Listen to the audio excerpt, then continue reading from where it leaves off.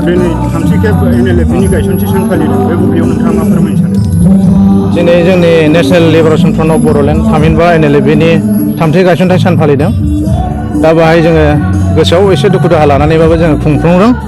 मानो होनबा जोंहा जोंनि NLF आफादनि बिथां चिफ एम बाथा बिथाङा जोंहा जेलाव दंहैयो। दा बिथाङा जेलाव दंब्लाबो जोंनो मोजां मेसेज हरदों, नोंथांमोना आं गैयाबाबो मोजाङै खुंहै, बे खोथाखौ बुंदों। बेनि थाखाय जों खुंनाय जादों। आरो जोंहा बेराफारसे उदालगुरियाव जोबोद गाजा गोमजायै खुंदों। गोबां आलासिफोरखौ बिथांमोना हांख्रायदों। दा बेनिखायनो जोंनाव जोंनिफ्राय माखासे लिडारफ्राबो चेयारमेनाबो बुंथिग्रा चेयारमेन बिथाङाबो हजों उदालगुरियाव थांदों।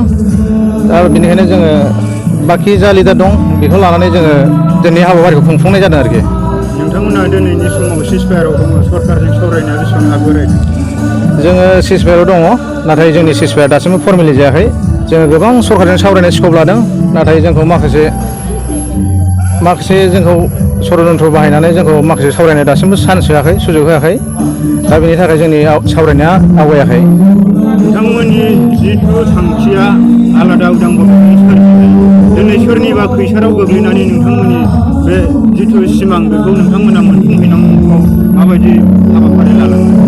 बेखौथ' जोंनि सारा बर' जाथियानो जोङो हास्थायनाय दङ। उदां बड'लेण्डखौ जोंनि साफ्रोमबो बर'नि थैयाव दङ। बेनिखायनो जोङो नांलांनो थाखाय जोंनि साफ्रोमबो जोङो गाबोन समबा जुदि जोंनि आफादा डिसमेन्ट जायोबा आरो जोंनि इयुनावबो जोङो नांलांनो थाखाय सोरबा मोनसे नङा मोनसे आफादा उजिगोन, जों बेखौ मिजिंथिदों। बेनिखायनो जोङो सरकारखौ बेखौनो जोङो रिकुवेस्ट खालामो जे जोंजों सरकारा थाबैनो मोजां सावरायनायनि गेजेरजों समाधान खालामो।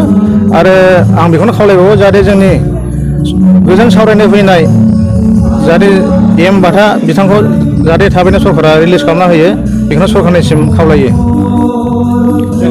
NLF आफाद जानानै सारमोना बर' रायजो राजाफोरखौ मा मेसेज हरनो सानो? जोङो NLF फेमिलिनिफ्राय जों बेखौनो मेसेज हरनो सानो, नोंथांमोनहा साफ्रोमबो जोंखौ मदद होलांबाय थागोन जों आसा खालामो। फैबाय थानाय समाव जोंनि गासिबो सावरायनाय जोंनि थांखि बेखौ मदद होयो, बेखौनो साफ्रोम बर' रायजो राजाखौ आङो